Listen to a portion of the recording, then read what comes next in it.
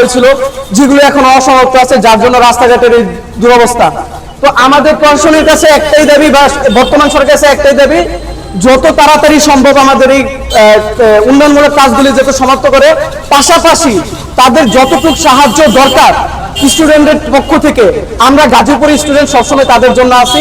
রাস্তায় বলেন, পাড়ায় স্কুলে বলেন, পাড়ায় বলেন, যেখানে সমস্যা সেখানে আমরা আছি।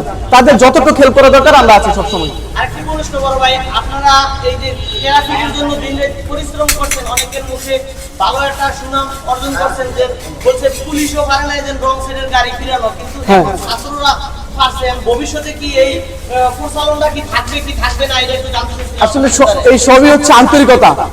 পুলিশ বাইরে চেষ্টা করেছে, হয়তো বা পারেনি, বাট আমরা আন্তরিকতা দিয়ে চেষ্টা করেছি। কারণ আমরা যখন একটা গাড়িওয়ালাকে দেখেছি, আমরা নিজেদের আত্মীয় স্বজন, মা কি বাবা, চাচা, তাদের এরকম মনে করে আমরা তাদেরকে ট্রিট করেছি যে আপনারা প্লিজ